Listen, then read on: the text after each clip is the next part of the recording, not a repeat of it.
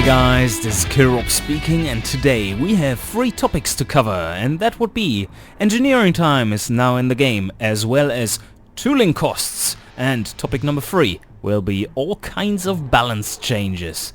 Alright, let's get right into it. Topic number 1.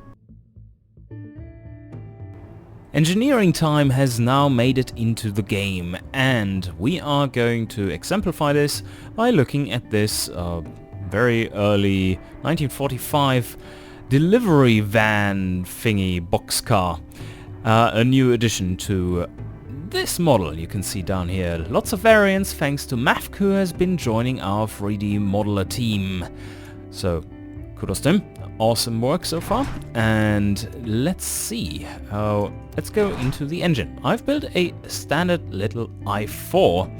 1 liter, very simple setup, push rod, and nothing fancy whatsoever. Low cams, a single barrel eco carb, which is heavily flow limited compared to its standard counterpart, but it will yield better fuel economy, but strangle the engine up top. These also have very low engineering time, and everything here has very low engineering time, and we end up with this new little window about manufacturing. Now it finally makes sense that there were some slots missing too. Anyway, this now shows you not only the production units, which for this engine of course are very low, the material costs also very low, the engineering time also very low. It is 41.16 months. But you don't have to wait 41.16 months until this is finished. Your engineering crew is a team assembled by yourself later in the game. Now it's still just an estimate. And you will be able to have around 2 to 3 engineers working on an engine. And those have their assistants and a workshop and like lots of money from your end, and you can see that engineering costs are roughly calculated to be $2.47 million in modern terms. And also back to my point, this is not 41 months waiting time, but rather divide this by 3 and you get a rough estimate. So it would still be, what would that be, like 14 months or so. The more complex a part is, the more engineering time it requires. The tooltips aren't in here yet, but there will be an indication for how long it would take your engineers to do. For example, switching to dual overhead cam 4-valve will make this go up by more than a year in total. And now one important factor, which will be very important in the Tycoon gameplay, and that is that the more often you choose a component and engineer a component, the lower the engineering time will be for the up-and-coming designs you're making. So there is a progression which goes from 100% of the engineering time, which currently is always calculated in the game, and if you have done it like 10 times, you only pay like half the engineering time. And these kinds of mechanics will play out nicely within your engineering team, which you will assemble yourself. And engineers will be entities in the game which have their own age and character levels and progression. So there's RPG elements which are coming to the game. Be hyped for that. And they effectively give you tech pool, some of these engineers, depending on what skills they have. And they also can have very specialized skills. For instance, if you were to make a more modern car, which we are going to take a look at right after this one, there are some components which are really difficult to make. In the early days, it would be, for instance, having an alloy engine block and head and have those working properly. That requires a very specialized engineer to look into that for the early days to make this stuff reliable. And the same thing goes for more advanced things like, for example, carbon fiber tubs. So if you have your specialist engineer who is really good at carbon fiber tubs, and he has the specialist skill of, yeah, here I'm the super expert in carbon fiber, then you can more than halve your engineering time, which will be set to insane levels for stuff like this. So only if you have the real experts in your team, you will be able to engineer this in, let's say, less than 10 years.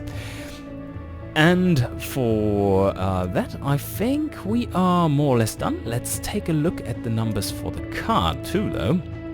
So here, the car itself has an engineering time of 58.45. There will be more engineers being able to work on your car than on your engine. That is, there will be more slots available there for your engineers to be socketed into, to gain all their nice bonuses, and you can see here that is another 3.5 million on top of that. Alright, now let's move into tooling costs. And we're still here with our little 1945 van, because this is an excellent example. And if we now go to detailed stats, you can also see, like you probably already have spotted, tooling costs for this trim. And this is a horrid amount. This is $1.4 billion modern day dollars. So basically for 1945 you have to divide by 50 in order to get the appropriate price in US dollars back then. And this is for a huge factory. So you can see here, like this factory would be able to spout out 2,000, almost 2,100 cars per day. And the total expense per car, with like salaries of the people and the material costs and all kinds of stuff, is 3,970. This doesn't include the engine though. So there are several different factory sizes, which will be the size classifications we will have in the game later. So this is just a very basic selection tool, so you just get a sense for this kind of stuff. This is by no means the final implementation. So now I've switched to a tiny factory, and you can see our scale is pretty wide range. So now this tiny factory makes only 10 cars a day, but instead of $1.4 billion, it only costs $4 million to tool for this. This is a far less automated factory too, and requires per production unit more staff, but on the other hand you save a lot in tooling. And as you can see, also the expense per car goes up because of that. But on the other hand, having a tiny factory isn't that much of an investment, and also if you want to change something, like switch to a different chassis type, which is... of course we don't have that available right now, but chassis type, if I would choose a monocoque chassis instead, that would mean that I have to significantly retool my factory, and that would be really expensive for the large factories, and not that bad for the smaller ones. But for example, in a tiny factory you wouldn't even be able to build a monocoque chassis. This is reserved for some of the larger sizes. So this ties into a lot of things too, and is one of the main Tycoon aspects that is coming up. Not properly implemented in this big update, the coming big update, but it will be more of a completed thing in the next big update. Alright, then let's take a look at one extreme example before we wrap up topic number 2, and that would be the hypercar tests, the all carbon fiber one. And then this is an example for very high tooling costs and blue arrows, and no, okay, it works. For very high tooling costs and engineering time. So this one takes a little longer, because I basically just told the engineers, yay, get the best stuff possible, and now they are, what would that be, something like 100 months, that's like 8 years, 8 to 9 years of engineering time. Yeah, I think when they are done engineering this car, it's not really relevant on the market anymore. As I mentioned in the sub-project overview, which is now about a month old, there will be a lot of balance changes coming your way. For example, one thing that you will notice is we have reworked all the unlock gears. Now that we have engineering time in there, we can about-ish see or estimate how far we have to shift things forward. Also, some other components have been re-evaluated completely, so you will see them at different times in the game. For example, the V6s unlock in the 60s, as that was not a configuration done earlier. Anyway, let's go through and start out with gearing, because we have looked enough at the little eco-carbs already. Anyway, so you maybe remember the exploit of having a low gear ratio count and then basically doing like this. And that gave loads of drivability. It no longer does, because now we take a look at if the car is still drivable, as in do you have an idle speed which is low enough and a just an engine which can cope with low enough revs down there for actually cruising at these speeds, because slipping the clutch all the time is probably not a good idea. Tires. The tire model has been reworked quite a bit, so now large heavy cars will require wider tires in general, and smaller cars will get equal grip with smaller or less wide tires already. And then if you go beyond that size, you don't gain as much as previously, so we don't end up with every car having ridiculously large tires.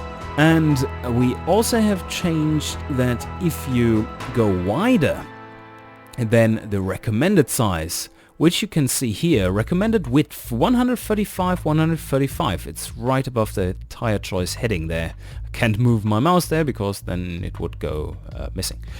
So now you get a recommendation for tire size, and that will be usually reasonably close to what is pretty decent. And from there you can optimize to get your handling right. And if you go beyond that size, you will lose a bit of tameness. So if you go ridiculously wide, then of course your tires will float on every little kind of puddle. And if you go too small, your tires will probably overheat and become under more load, will become all kinds of non-grippy. So that is not a good idea either. Sports tires want to be wider, as you can see here, 165s and semi-slicks in this situation want to be wider again, and 195s in this case. And this is for this case specifically. That is taking into account the different weights on the axles, and and the tire compound, of course. Brakes and brake balance has been reworked completely too, so no more min-maxing with pad times. That will lead to really poor results. But so what has been implemented is that the game looks at, especially for cars without ABS, it looks at how your brake balance is going. So this car would be kind of awkward, because you have a rear wheel which locks up, and you have a front wheel which won't lock up, so heavy oversteering time and full braking.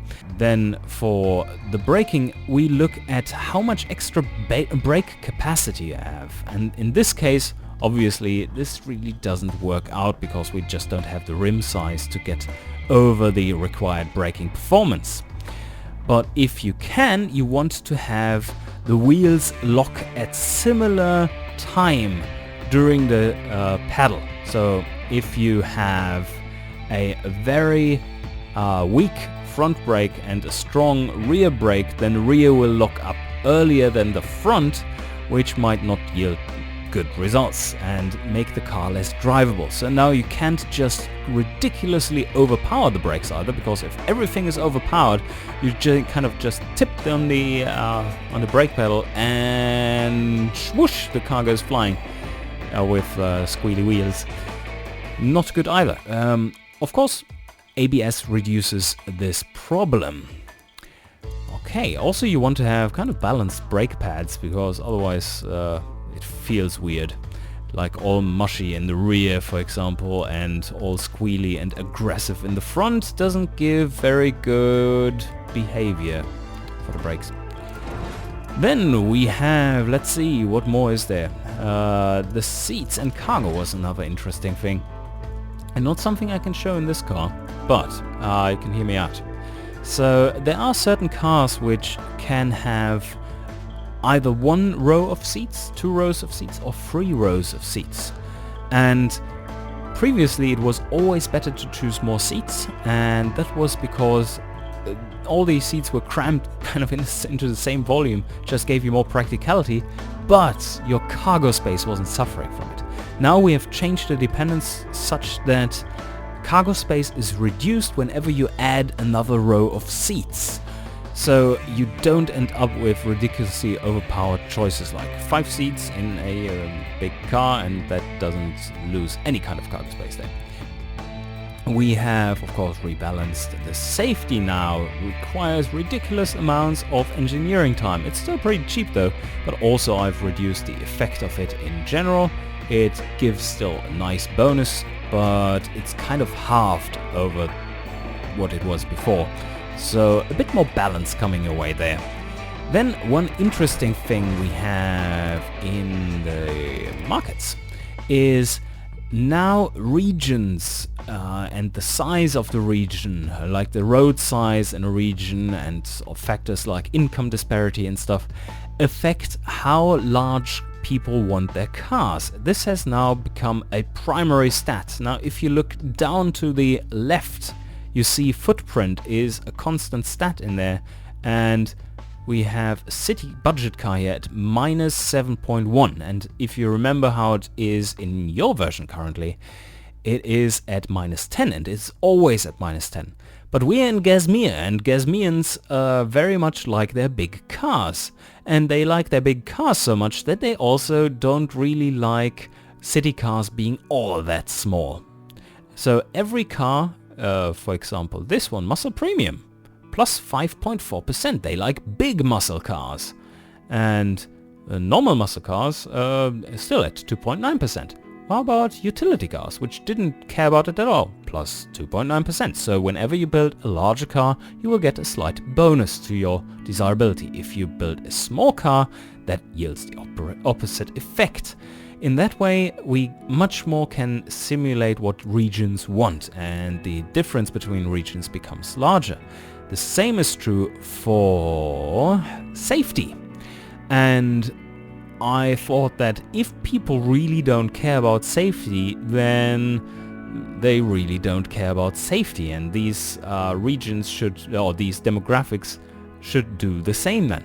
And that is now a much stronger effect. So if when you go to safety focus in the culture section down here, safety focus there 0.9, which is really high. If we go to Arjana, we see safety focus 0.1, so really low. They don't care about safety.